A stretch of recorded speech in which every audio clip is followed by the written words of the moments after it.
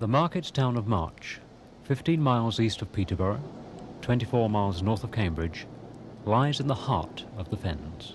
The River Nene winds its way through the centre of the town, reflecting the gentle and friendly atmosphere of the place. The rich fertile soil around the town has always ensured that agriculture was the leading local employer.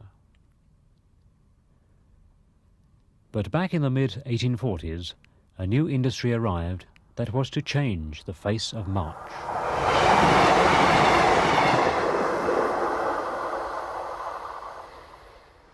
Today, the railway at March is in retreat.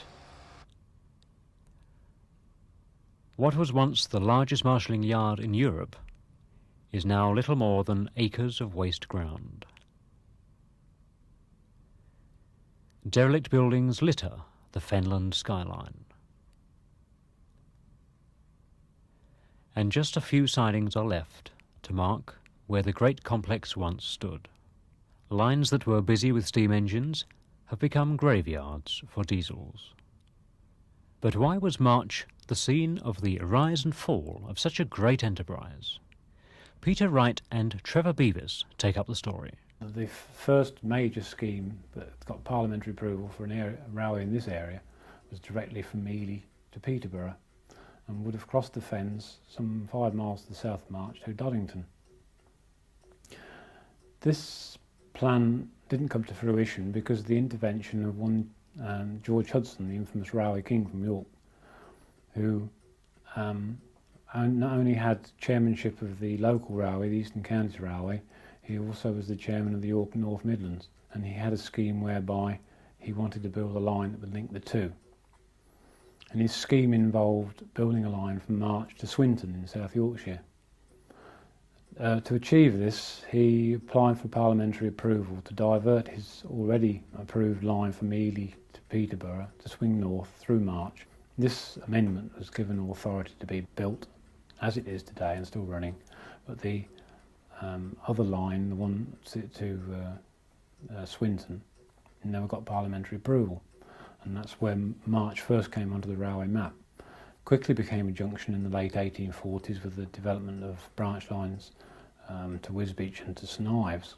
In 1845 or 6, the Eastern Counties Railway Company were expanding their lines, and they badly wanted a rail centre which would give them the opportunity to send traffic northwards, south, and also towards Birmingham, let alone East Anglia.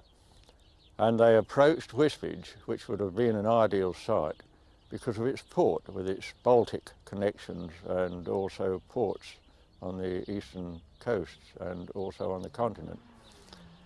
And they approached Lord Peckover, an eminent Wisbech banker, to see if they could purchase about 60 acres of his land. He had a considerable estate there. And this gentleman, who was a great benefactor to Wisbech, agreed that they could have land, but he, being an ardent Quaker, stipulated that there be no work on Sundays. Well, of course, the railway company couldn't tolerate that. So they then went to the Chatteris and Doddington areas to see if they could find a site there. But the Fenland councils were plagued in those days by farmer domination, and the farmers, who employed a lot of people on seasonal work at very low wages, were fearful that if they had such an enterprise as a railway come here, it would cause a lot of their agricultural workers to leave and take up employment on the railway. And they disagreed. The only other alternative was to look at March. Now, March had a farmer-dominated council too, and they didn't enjoy the prospect of a huge enterprise like the railway coming here. But there had been a 12% decline in March's population, and the people felt that it would be of great benefit to have the railway come to March, and the council were more or less obliged to accept it. The Eastern Counties Railway was the major constituent of an amalgamation of 1862 that formed the Great Eastern Railway, and at that time most of its traffics were local and agricultural, and not very lucrative for the shareholders. The board of directors saw their ambitions as being to gain a foothold in the lucrative mineral coal traffics from the industrial north to London. And with that in mind, they sought to get their own independent route to Yorkshire. The other railway companies that already had independent routes from the north to London, of course, wanted to maintain their share of the traffic and did everything they could to thwart the Great Eastern's ambitions. And over a period of 20 years, parliamentary contests were fought. It was very costly. They culminated eventually in 1882 with a working agreement between the Great Northern Railway and the Great Eastern Railway to work jointly a line from Huntingdon through March up to Doncaster. When this agreement came into being, the Great Eastern quickly sought to shift much coal traffic onto their own route. And the obvious place to sort this out for onward distribution to London and the myriad of destinations in East Anglia was at March, and hence we had an embryonic Whitemoor. A small yard was already established to the east of the station, overlooked by March East signal box. The yard is still in limited use, and the original transship shed still stands. With lines from Peterborough, Spalding, Wisbech, Ely and St Ives, all converging at March, it soon became clear that a much larger station was needed to replace the one that had been built just over 30 years before. The old station was to be used for parcels and as a station master's house, and in 1886 March was able to boast a new 7-platform station. It stood behind the Temperance Hall that Lord Peckover of Wisbech built for the railwaymen to attend church services. There were 4 main platforms and 3 run-in platforms to take terminating trains from Peterborough, Spalding and Wisbech. The new station was then well able to cope with the 75 passenger trains a day it had to handle. This picture, though, seems to have caught March at a quiet moment. The size of the railway gradually increased on the Whitemoor site, seen on this map as the large area above and to the left of the station. In 1929, the new up yard came into operation, and when the matching down yard opened in 1933, a massive expansion of facilities had taken place in a very short space of time. The yards were based on the hump shunting or gravity shunting principle. The 1951 film, Work in Progress, explains what happened in the yards. It tells how the produce of Essex and East Anglia were dispatched outwards to the rest of Britain, and in return, coal, steel and goods from the North and Midlands were hauled to London and East Anglia. Hour by hour, the laden wagons, mixed and jumbled, came into Whitemoor Yard for sorting and onward routing, and the quicker they were sorted, the more use could be made of them. But the marshalling of wagons was very much an expert's job. A train comes in with, say, 80 wagons, all for different destinations. Our job is to shunt all the wagons for the same destination onto the same road, up to a limit of 40,000 a week or so, and we've got some up-to-the-minute equipment to do it with. But the first job is to record the destination of every wagon and pass it to the controller. He can then preset the automatic points to divert the wagons into the correct roads. As soon as the wagons for the different roads are uncoupled, a locomotive must be provided. East Rail Whitemoor calling shunt able. Right round the hump and onto the back of number 3. Over. Shunt able calling East Rail Whitemoor. Your message received. Over. Radio control saves hours a day of expensive engine time. From then on, the most difficult thing about gravity shunting is getting the speeds right. The diesel propels the wagons up the hump at a mile an hour or so. Once they reach the summit, gravity takes over. The wagons roll off at, say, 15 miles an hour, and according to the distance they have to travel, they can be slowed up by the retarder.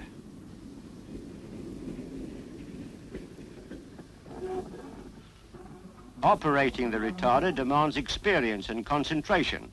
The weight and speed of every wagon is different, and it must be slowed up just enough to bring it to a halt in its proper road. There's no let-up once a train's on the move. a wagon every few seconds, and the automatic points sorting them out one by one. Delicate loads get special attention. It's important they shouldn't run in too fast. But speed can be critical here in lots of ways. East Rail Whitemoor calling Shunt Baker. You've a cut of 7 heavies coming up, Jack. You'll have to speed up a bit to get them down. Over. Shunt Baker calling East Rail Whitemoor. My speed is now 1 mile point 5 per hour. Over. East Rail Whitemoor calling Shunt Baker. Speed up to 2 miles an hour. Off.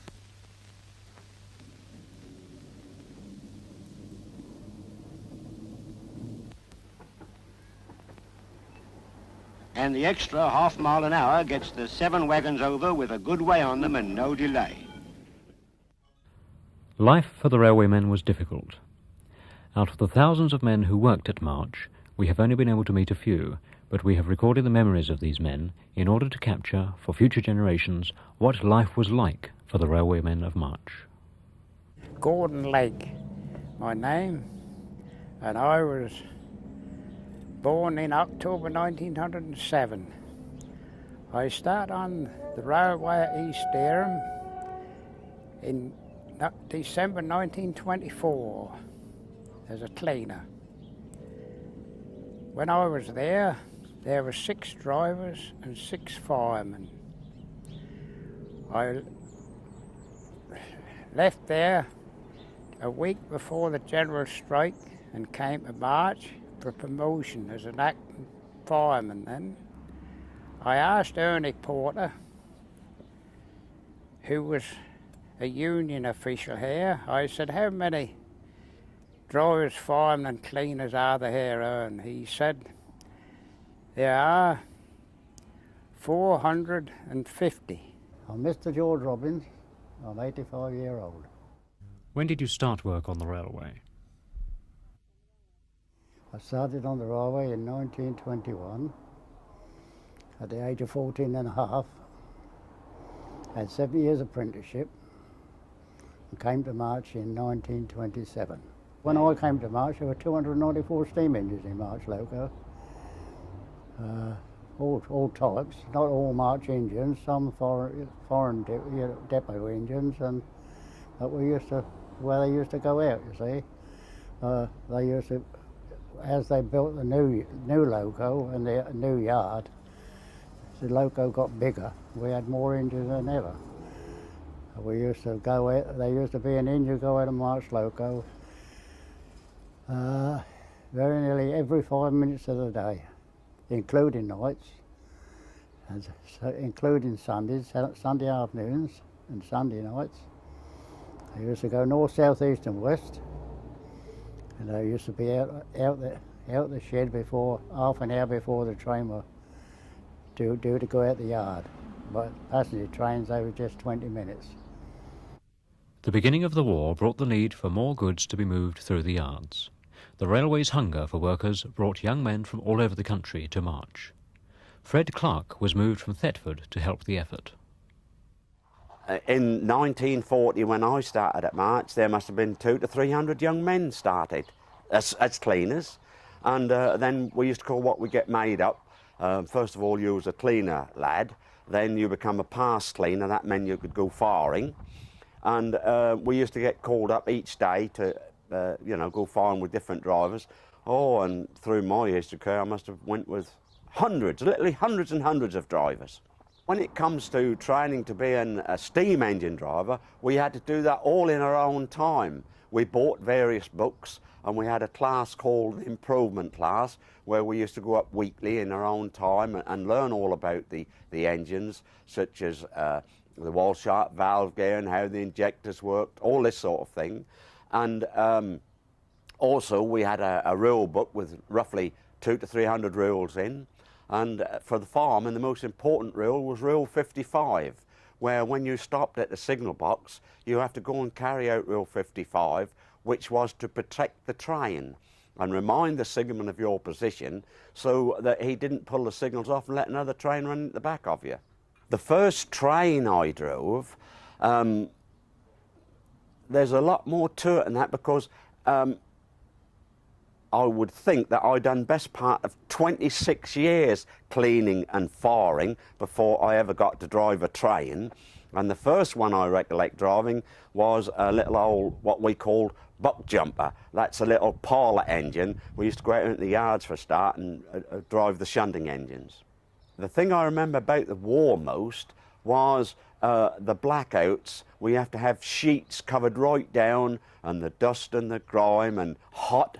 In the summer you were boiling hot, in the winter you were freezing cold. But the war years, we have to keep all the lights out we possibly could, and you'll realise that when you open the fire hole door, what a terrific glare there would be coming from the firebox. So therefore we had to keep ourselves well covered up with heavy sheets and this sort of thing. Eric Scotney started at Whitemoor in 1942. Well, when I first went there, I was overwhelmed, particularly on nights, because normally at 16 you weren't allowed to do nights. But during the wartime, they had a dispensation granted that allowed 16-year-old lads to work nights. This was purely a wartime measure. And I remember when I first started, my first duties was 12 hours nights. And you've got to remember them days that there was anywhere up to 300 steam engines allocated to the March Loco. And right beside the marshalling yards, of course, were where they used to drop the fires out to, clean the boilers and everything. And this glow used to glow right up into the sky. And of course, from about 5 o'clock onwards, there was always a continuous stream of trains either coming in or going out. And as you well know from the olden days when you've been in a railway station, steam engines blow off steam at a certain pressure. And of course these engines would be waiting on their engine lines to back onto the trains, and off would go this amount of steam.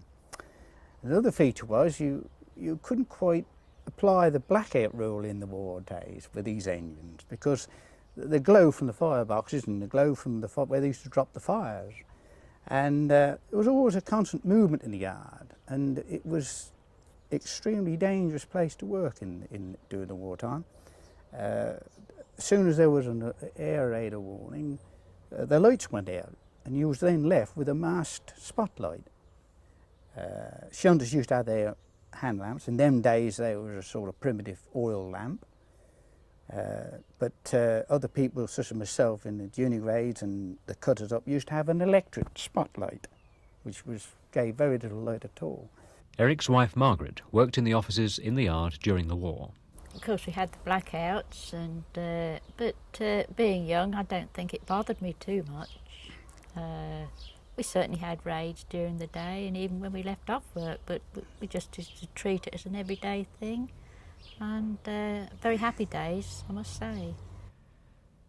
The vast railway complex at March was of great importance to the war effort, yet the defences against attack were relatively few. At Stag's Holt, about 1.5 miles from the Whitemoor Yards, there were a few fields which were given over to a false yard where lights would be set off in the event of a potential air raid. And these were supposed to distract the enemy flyers, but I don't think they ever did. They knew what was going on. One morning we come on 8 of bed, just before 8 o'clock, there was a sirens went, and of course we had to pack up, go in the shed out the way, and we just got inside the shed, and this fighter come across the machine gun and all. Because he hit this engine, and way he went towards Peterborough, and he turned around just before he got to Peterborough and come back again, and just missed a coal stage flying that low, because that was 95 foot high. You could see, we used to go up there at night time during the war and watch them bombing Coventry, and Norwich, and Cambridge, and London. You could see the shells going all.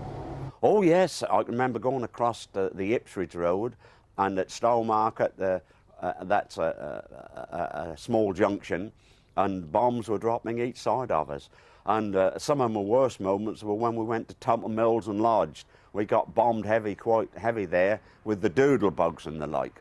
Ben Gimbert was a March driver whose train was blown from the rails on the 2nd of June 1944, not by a German bomb, but by one of ours.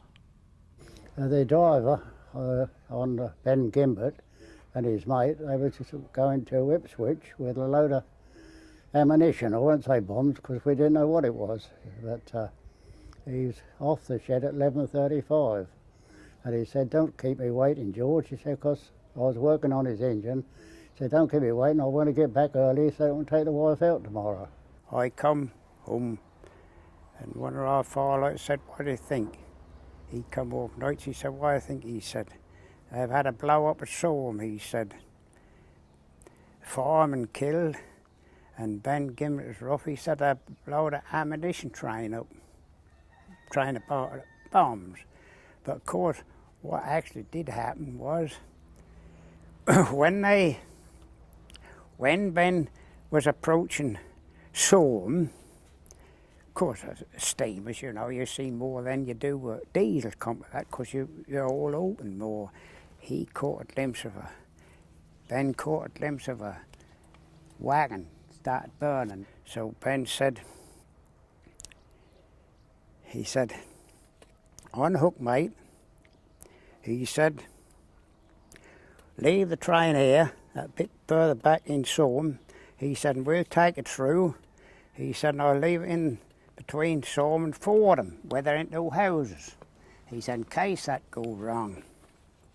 And of course they unhooked, went ahead.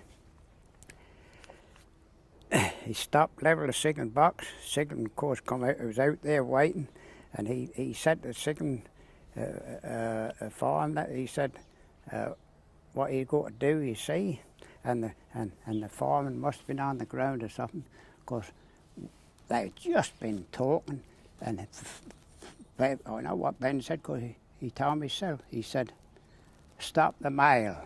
Don't let the mail train come. That would nearly do." He said, "Stop the mail." That was the London mail what come through Ipswich that way to Peterborough. He said, "Stop the mail." He said, and they'd just been talking, and then going with this here wagon, and up that went, killed the fireman, killed the signalman, blew, there weren't no boils on the station, that blew that up and everything else, and that blew the engine. That made a blooming great crater, and that was a big engine, weighed about 130 ton, that in the tender, and that blew that crossways. As I'm facing here now, that laid that angle, that lifted that right out. And Ben was on the engine. He was on the engine, and somehow, of course, he got a lot of the blast, but he never got the full blast. And he managed to get off this engine, and he was in a dazed state. They couldn't make much out of him when they did find him till he got right round. That's how Ben was, and they took him to Newmarket Hospital, and of course he was there a long while. Oh, he had shrapnel in his chest and one thing and another, and of course then he got the George Cross for that. Of course he got, because he was carrying out the full rule. He was good on that, old Ben. He left them, how many, I can't tell you how many trucks they had. That did say 30, 40, perhaps 40 of these here trucks of bombs, could have been more. Wagons of bombs, and that happened to be the one next to the engine what was a fire, you see. So he left all the others, come ahead, and then after all that blew up. And that's why they said that to blow Soham up. If they'd all been together, if that started the others all off, you see. Well, it would, of course, I don't know, but of course that must have blown some of those, it must have done, because the way that blew that blooming crater. As well as the George Cross, Ben Gimbert was awarded a Railway Medal for Bravery, the Daily Herald Order of Industrial Heroism, and a Coronation Medal. These are all displayed along with an illuminated citation at March Museum. The museum also contains several cases of railway honour and many old photographs. Ben Gimbert returned to the railway as a driver after the accident. He died in 1976. In 1984, 2 Class 47 locomotives were named after Ben and his fireman, Jim Nightall, in a ceremony at March Station attended by Ben Gimbert's widow. The yards at Whitemoor escaped relatively lightly during the war, the most serious incident being a low-flying Wellington bomber clipping the up hump and crashing, killing all 6 occupants. After the war, many new faces started work on the railway.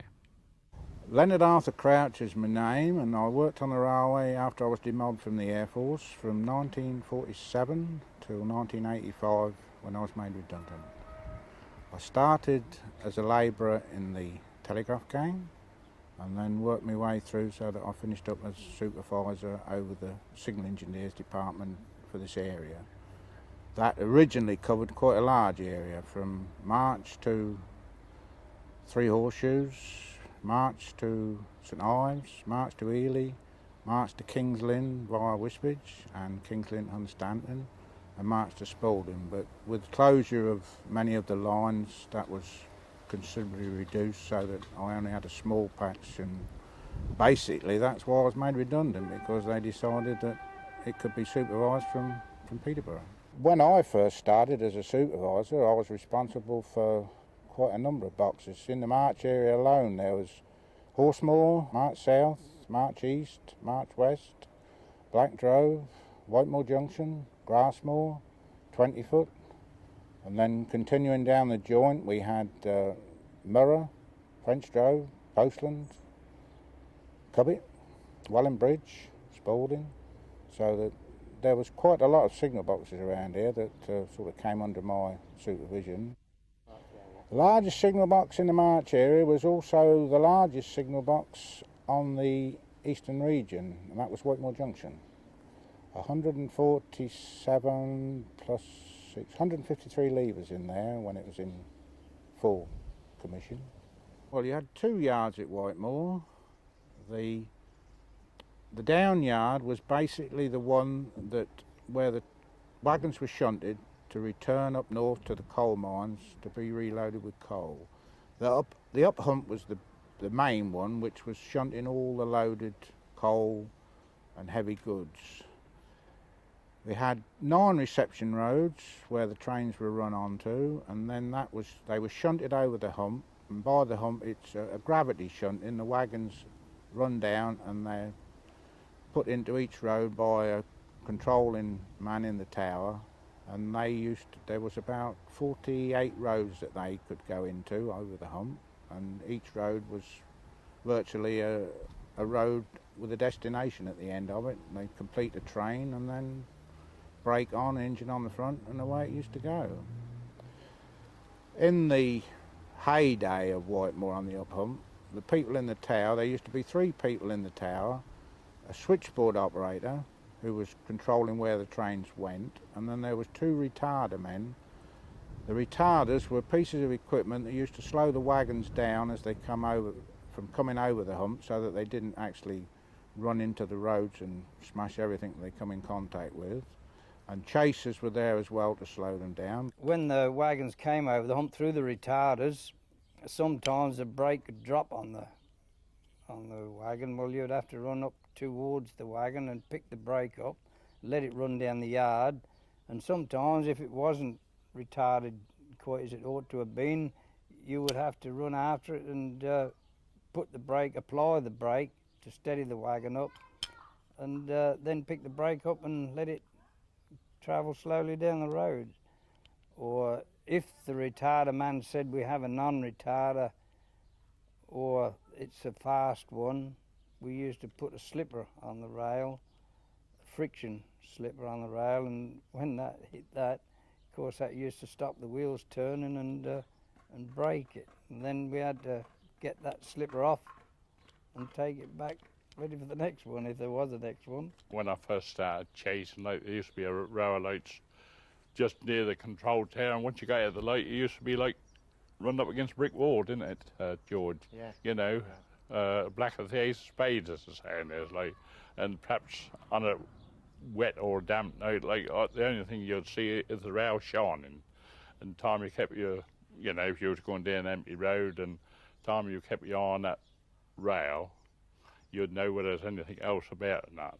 Well, there was danger in it, because we used to, when the wagons were going fast, if they well, if they were going too fast for one thing and not fast enough for another, we used to have to run after them and sometimes ride on the brake with a brake stick on the side of the wagon while it was still travelling, which was, well, it was our job, but it was against the rules to ride on a moving wagon. Empty road. Yes, yeah, and we used to get on one and take it down an empty road and scotch it down the other end of the road.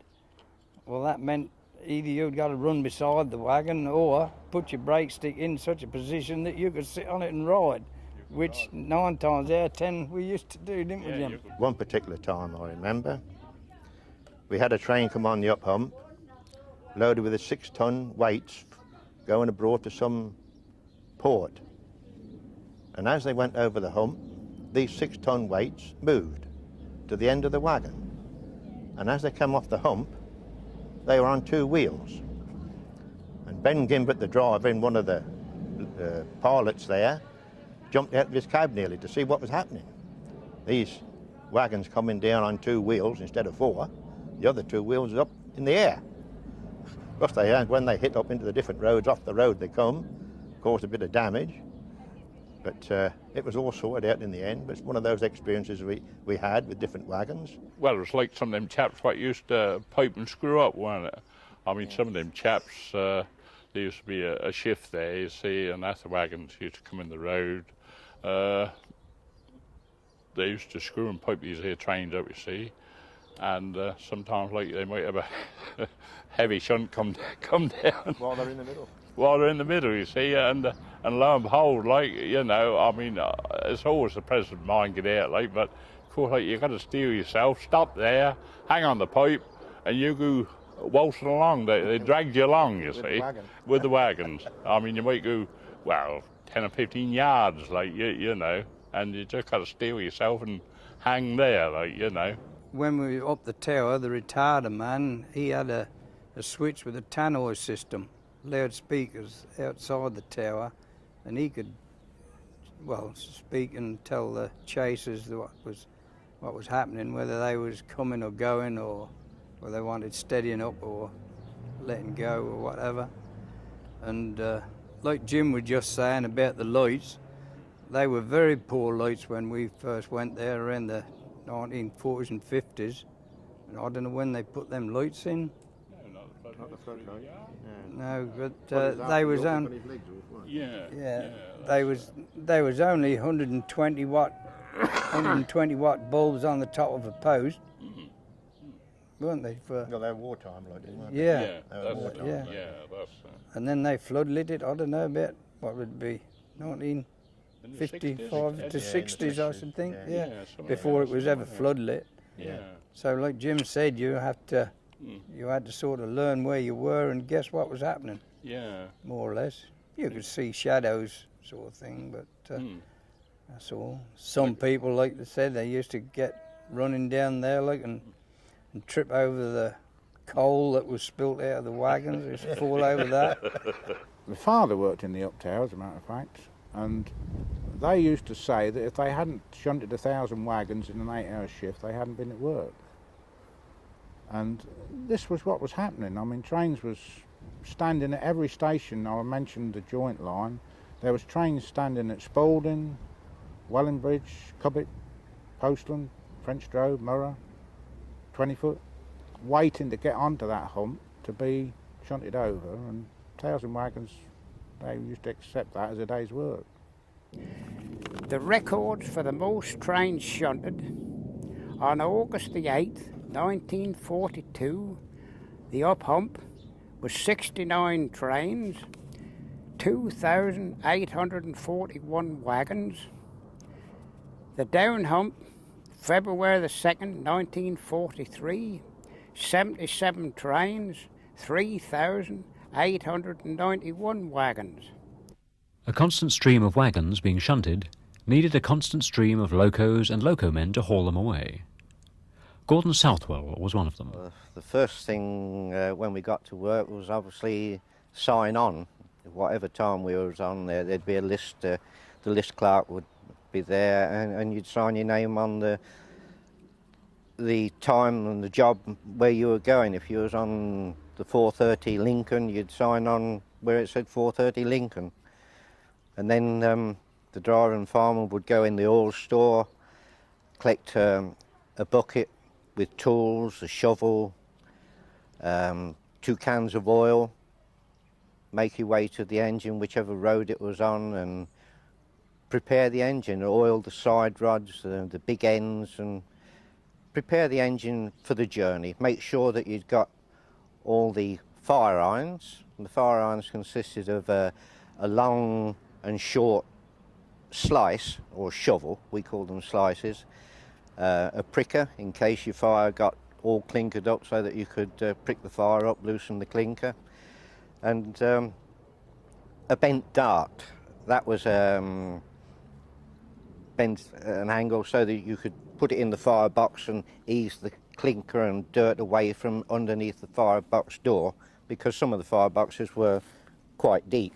If we were booked on shed duties, that was disposing and preparing engines. There was what they called the coal road, where all engines, after they'd done their trip, the men used to bring them in, stand them on the coal road, and then there would be 3 or 4 sets of men booked on to deal with these engines. And if we were booked on those jobs, we would take the engine as it came in under the coal stage, top the tender up with coal, then carry on down through the inspection chamber, tunnel, for the examiner to go round and tap the wheels, examine it to see if it was in good condition. And then on the turntable, if we had to turn it to go either eastern or joint, as they called it. And then we'd leave there and carry on down to the ash pit, stopping at the sand bunkers to top the sand boxes up with sand first, and then on to the ash pit and clean the fire. And the method of cleaning the fire used to have a long shovel, a slice, which you used to put in the firebox and turn all the good fire from one side to the other side, then take all the clinker and ash out from that side, then put all the good fire back on the bare bars and take all the rubbish out the other side. After doing that, then we used to go round to the smoke box on the front, which looks like a clock. Undo the handles, open the smoke box door and get the shovel and take all the ashes out the smoke box, clean that. And then finally underneath to rake the ash pan out, which was quite a dirty job. They had water pipes in the pits where you could hose inside the ash pan to stop some of the dust, but on a windy day, if you got the wind in the wrong direction, it was a very dirty job. But we used to scrape all the ashes out the ash pan. When that was completed, then we used to see the foreman on the ash pits. He would tell us where he wanted the engine put in, which road, and we'd take it up, leave it on that road, and it was ready for its next journey then. March being a big freight depot, our trains were, you know, slow running trains, and many a time we had to go inside and to let the army trains past us and this sort of thing. We moved quite a lot of army personnel about, but chiefly it was goods. And of course, therefore being goods, we'd done a terrible lot of lodging.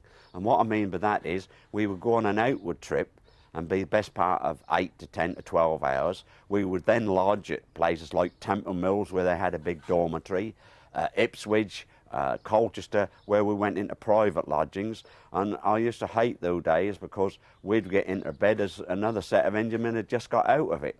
Yes, it was very hard for the wives of loco men. Going to work at all hours of the day and night, and not knowing when we were coming home, keeping the dinners warm. And also they had a pair of blue overalls to wash every week in the dolly tub, not in the electric washer. There was no such things as electric washers those days.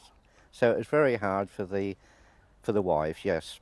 And we didn't see a great lot of the family at all either, really. It was either at work or in bed. In 1959, the first diesels started to arrive at March Loco. After being so used to steam, the controls of a diesel worked easy. 4 gear, all that. And the controller. The chief controller, what you open on a diesel, that, the more you open it, the harder the generator work, the more power that send to the electric motors what's on the wheels. It ain't like, they call them diesels, but they're diesel electric in a way, because the diesel drive a big generator for electricity what go onto the wheels, you see. Diesels, they were a glorified bus really, or we as railmen thought, after, you know, working all life on a steam engine was live. And the hissing and the burnt oil and the smoke and, you know, well, everyone loved it. Even the general public, they used to stand on the platform and wave to us when we went by. And, you know, no, the passing of steam was a very sad day for me. I'm sure there was a happier atmosphere in the old steam days to what there is in the diesel days. Times were harder, but they seemed much happier. Men seemed more united in those days. The working conditions on diesels are much better. Obviously, they're much better, but there's just something missing. Possibly the same missing for the footplate man, the same as there is the train spotter. They don't seem as interested in train spotting with the diesels as they were with the steam engines. With the disappearance of steam, the coal stage was no longer needed, and in 1966 a contractor was employed to demolish the tower. It was not a complete success, and the job had to be finished off with jacks and pneumatic drills. It's ironic that in the 50s, Temple Mills, which was often fed by the march crews with goods and traffic and such like, was suddenly beheld as a prime centre for the railways, and they began to expand Temple Mills very considerably, which was more than one nail in the coffin of the rail enterprise at March. The first line to close was the March to St Ives line. Although part of the old trackbed near March still exists, much of it has disappeared under the Wimbledon and Doddington bypass. On a clear day, road travellers can enjoy the views of Ely Cathedral, some 10 miles away, that were once reserved for railway passengers. The line from Hunstanton, Kings Lynn and Wisbeach closed and left March to Wisbeach as a freight-only line. In November 1982, the Spalding line, known as the Joint Line, was closed. The track ran from March Station north through the middle of the Whitemoor Yards. Over the 20-foot at Grassmoor, where some relics of the railway still remain, including a signal complete with LNER lamp, and on over the Rings End Viaduct, which is now partially demolished. Of the 6 signal boxes March once had, only 2 remain, March South and March East, which now controls the Wisbeach line and what is left of the yards. The old levers stand beside electronic boxes for controlling equipment miles away from the signal box. The old gates across Station Road, operated by a large wheel in the signal box, were replaced by barriers in 1974. The signal box that saw so many steam trains hauling goods and passengers through March Station now watches over a much lighter traffic load of assorted diesels. The station master's house has been demolished, but the station still stands. Platforms 5 and 6 are still in use for Ely and Peterborough bound trains. All the run-in platforms are either filled in or completely overgrown. The line through the north of the station has been reduced to a single track for freight traffic only. The station is only lightly staffed and unmanned on Sundays.